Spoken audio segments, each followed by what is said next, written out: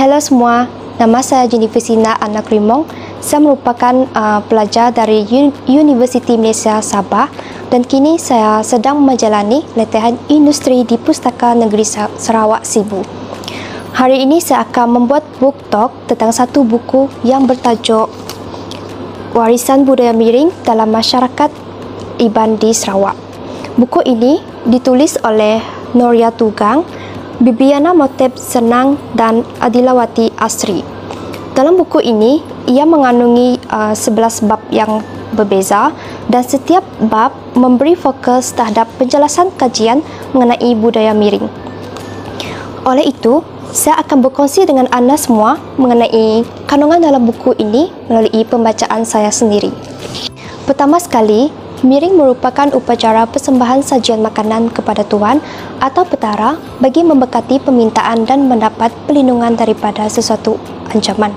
Upacara miring diadakan adalah bertujuan untuk memberkati, melindungi, membawa kebahagiaan, kedamaian dan keharmonian dalam masyarakat Iban.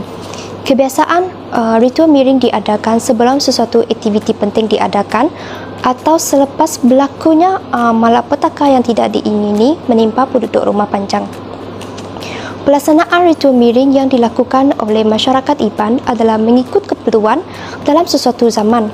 Misalnya, pada zaman dahulu, ritual miring selalu dilakukan bagi aktiviti-aktiviti seperti ngayau atau dalam bahasa Melayu adalah berperang, membuka kawasan baru untuk pertanian, berpindah ke kawasan penempatan baru di rumah panjang dan berjalai.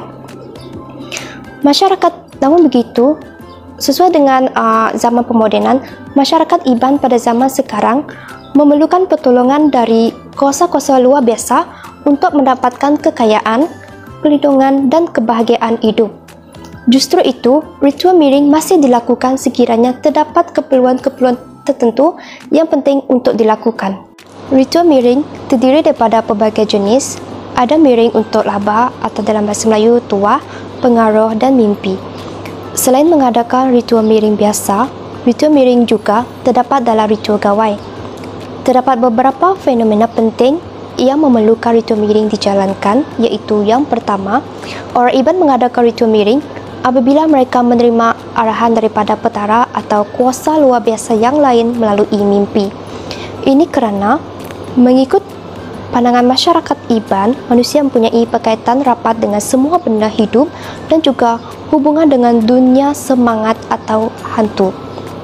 Kedua, orang Iban wajib mengadakan ritual miring apabila mereka mendapat pengaruh atau dalam bahasa Melayu adalah tangkap ajiman daripada kuasa luar biasa. Ketiga, orang Iban wajib mengadakan ritual miring secara besar-besaran apabila mereka mengadakan ritual gawai. Dalam ritual gawai, ritual miring wajib dilakukan dan ia merupakan salah satu ritual yang dianggap terpenting untuk memastikan segala hajat yang dipohon manusia daripada petara dapat dimakbulkan.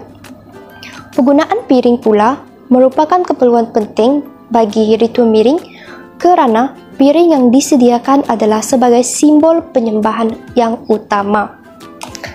Lazimnya, piring dipersembahkan dalam angka ganjil iaitu 3, 5, 7 dan 9. Bagi orang Iban, sesuatu piring tidak boleh dipersembahkan dalam bilangan angka genap. Ini kerana angka genap menunjukkan sesuatu kecacatan kecuali angka 8 yang dianggap oleh orang Iban sebagai angka yang membawa tuah. Piring turun 3 biasanya disediakan semasa ritual piring biasalah, misalnya untuk mereka yang mengalami mimpi buruk atau apabila hendak bersawah. Manakala piring turun 5 pula adalah untuk mendirikan rumah panjang dan piring turun 7 pula adalah untuk aktiviti yang lebih tinggi seperti untuk ekspedisi, mengembara jauh atau dikenali sebagai berjalai. Dan yang terakhir adalah piring turun 9 pula disediakan untuk aktiviti peperangan. Upacara tahap kelima dan ke atas mereka perlu mengorbankan seekor kizil dan seekor ayam kerana darah dan bulu ayam diperlukan untuk melengkapkan upacara ini.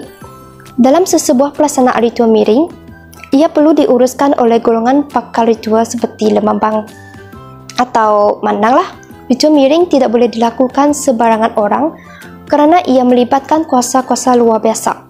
Upacara ini akan diadakan dengan menyediakan sajian persembahan yang berbentuk makanan seperti nasi, pulut, letup atau dalam bahasa Melayu adalah pop rice dan sebagainya.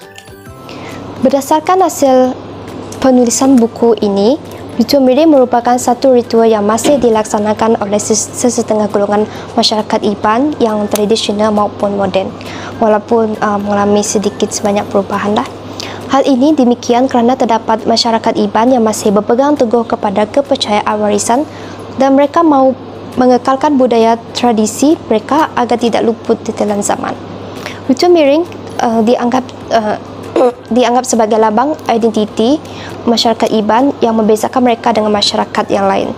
Ritual miring adalah merupakan keperluan budaya bagi masyarakat Iban kerana ia adalah tradisi warisan yang diamalkan sejak zaman dahulu lagi sehingga kini.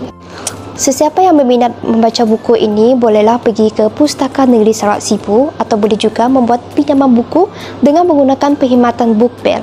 Kami akan hantar buku ini di depan pintu rumah anda secara percuma. Sekian, terima kasih. Bye.